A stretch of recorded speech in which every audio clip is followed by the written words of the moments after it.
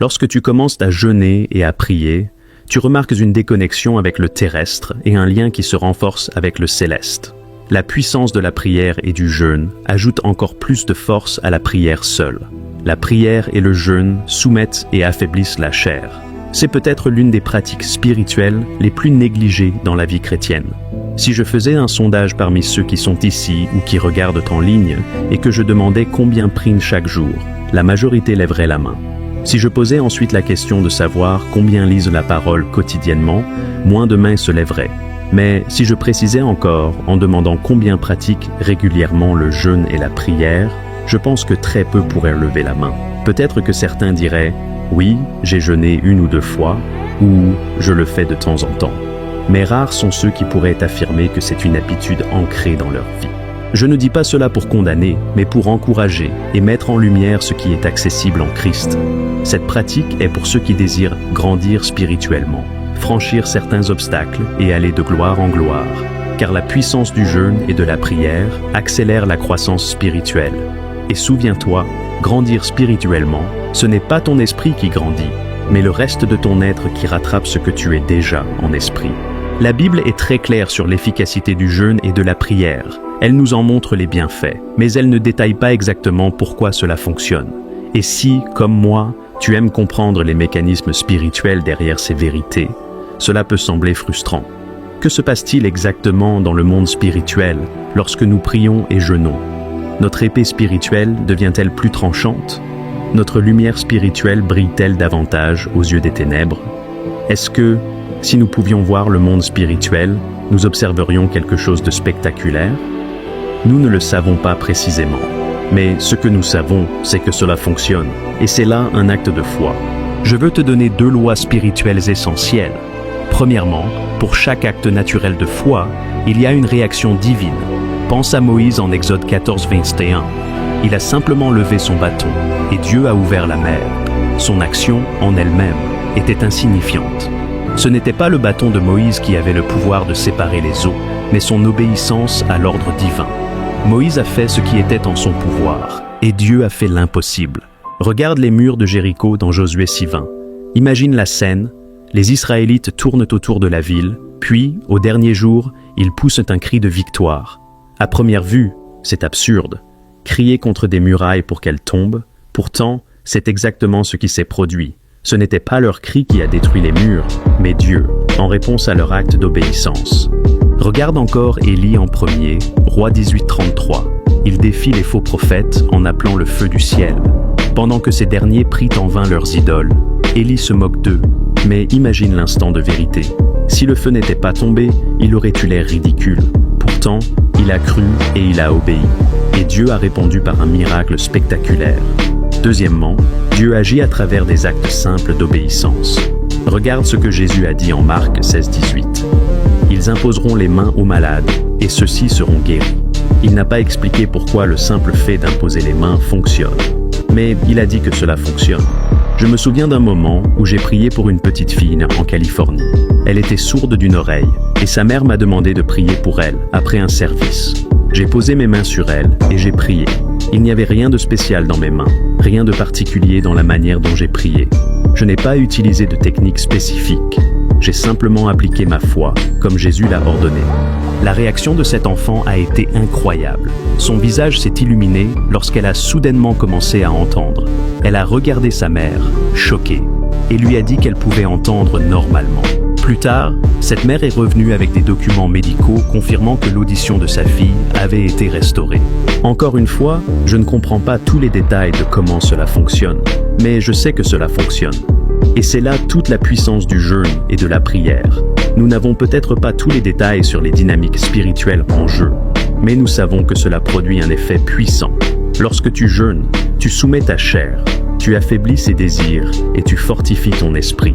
Tu t'alignes davantage avec le royaume de Dieu, et cela ouvre des portes spirituelles qui restent souvent fermées à ceux qui ne pratiquent pas cette discipline. Le jeûne et la prière ne sont pas seulement pour les temps de crise ou les moments où nous avons un besoin urgent.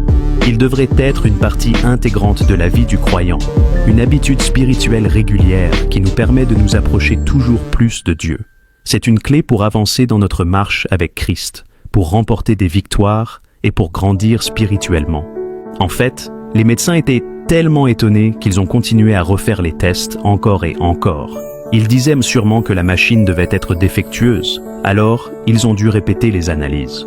Ils n'arrivaient pas à expliquer comment elle pouvait entendre à nouveau. Mais moi, je ne comprends pas toutes les dynamiques spirituelles qui entrent en jeu lorsque j'impose les mains aux malades. Je ne comprends pas pleinement Jacques 5, versets 14 à 15, qui parle d'oindre les malades avec de l'huile. D'accord, il y a l'imposition des mains, mais maintenant il y a l'imposition des mains avec de l'huile. Pourquoi est-ce que cela fonctionne? Je ne sais pas, mais ça fonctionne. J'obéis simplement à Dieu.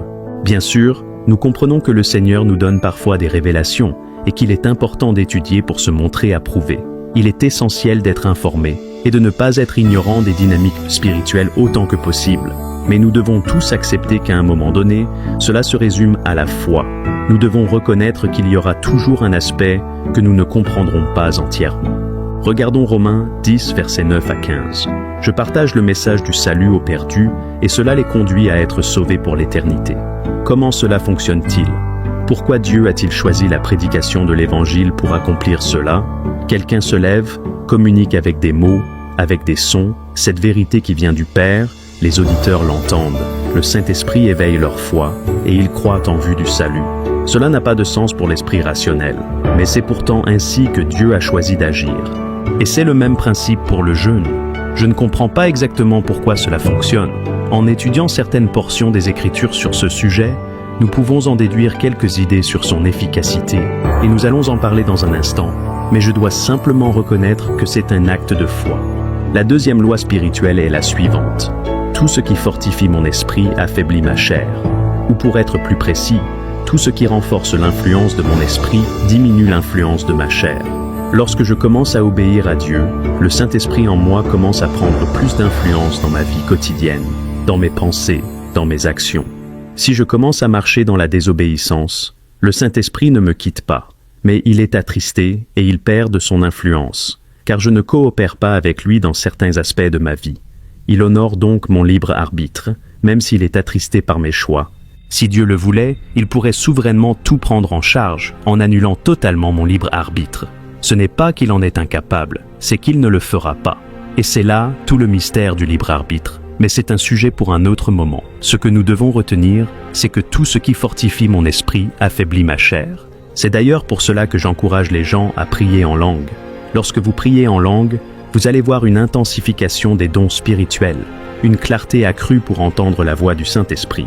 Vous remarquerez qu'il devient plus facile de résister au péché, plus facile de comprendre les vérités des Écritures. Vous recevrez une plus grande audace pour l'évangélisation.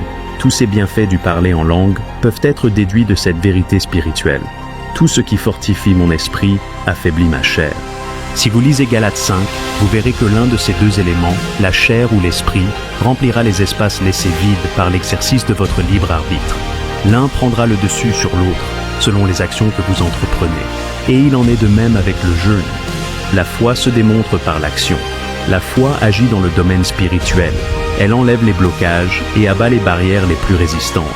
Ainsi, bien que nous ne sachions pas exactement pourquoi la prière, lorsqu'elle est associée au jeûne, devient plus puissante, nous savons avec certitude que c'est le cas. Souvenez-vous de ceci. Chaque fois que vous vous sentez spirituellement bloqué ou stagnant, accomplissez un acte de foi. C'est une leçon que le Saint-Esprit m'a enseignée tout au long de mon parcours, que ce soit dans le ministère ou dans la vie en général. Il y a eu de nombreuses situations où j'ai eu l'impression de me heurter à un mur infranchissable. Peut-être ressentez-vous cela dans votre famille, dans vos finances, dans le rêve que Dieu vous a donné, ou même dans votre entreprise. Je dois être prudent dans la manière dont je formule ceci. Pour plus de clarté, sachez que le but de l'Évangile n'est pas « suis Dieu et il te bénira en te rendant heureux, en bonne santé et riche ». Ce n'est pas cela, le message central de l'Évangile. Le message de l'Évangile est que Jésus sauve du péché et de l'enfer, et que ceux qui placent leur foi et leur confiance en lui naissent de nouveau. La foi et la croyance nous permettent d'entrer dans la justice de Christ, et la bonne nouvelle est qu'il a déjà accompli cette œuvre. Voilà l'Évangile. Jésus, le salut, un message de repentance qui nous appelle à nous détourner du péché, sans garantie que tout dans notre vie se déroulera parfaitement. Cela étant dit, bien que ce ne soit pas le cœur de l'Évangile, nous devons aussi reconnaître que la Bible est claire sur le fait que Dieu bénit son peuple dans plusieurs aspects de leur vie. C'est une vérité. Il guérit, il bénit financièrement, il restaure les mariages, il fait prospérer les entreprises, il fait toutes ces choses. Tant que nous gardons à l'esprit que ces bénédictions sont des vérités secondaires et que le centre de notre foi reste Christ, nous restons ancrés en lui. Nous devons être prêts à tout abandonner pour lui. Lorsque nous vivons avec cette disposition de cœur, nous vivons les mains ouvertes devant Dieu. Mais il arrive que nous atteignions des moments de frustration, où nous avons l'impression de forcer sans voir de résultat. Vous priez pour qu'un proche soit sauvé, et non seulement il ne se tourne pas vers Jésus, mais il semble devenir encore plus résistant. Vous priez pour une percée dans le ministère que Dieu vous a confié, et malgré toutes vos prières, malgré tous vos efforts intellectuels, vos dons, vos études, vos stratégies, rien ne fonctionne. Vous essayez tout et rien ne semble bouger. Face à ce mur, accomplissez un acte de foi. Certains se demandent, David, quelle est la différence entre la foi et la chair? Parce qu'il y a parfois des idées étranges. J'ai connu une femme qui s'est réveillée à 7h37 du matin et a interprété cela comme un signe de Dieu, lui disant de prendre un avion à 7h37 pour un pays étranger et d'y passer le reste de sa vie, simplement parce qu'elle avait vu 1 heure sur une horloge. Ce n'était pas le Seigneur. Parfois, nous faisons ce que j'appelle un TOC religieux, trouble obsessionnel compulsif spirituel. Et je ne dis pas cela en plaisantant, car c'est un vrai problème. Certaines personnes s'accrochent à une impression, une émotion, une pensée passagère, et dès qu'elles sont persuadées que cela vient de Dieu, elles ont peur de questionner cette idée ou de la soumettre à un discernement plus profond. Pourtant, nous devons peser les prophéties. Nous devons examiner si ce que nous pensons être de Dieu l'est réellement. Alors, quelle est la différence entre la foi et la folie? La réponse est simple. Si Dieu a parlé, c'est la foi.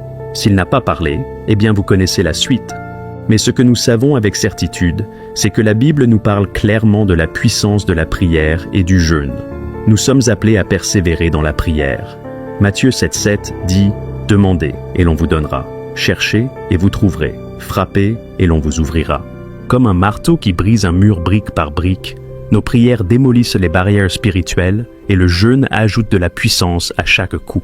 Priez comme si le miracle en dépendait, mais faites confiance à Dieu pour les résultats.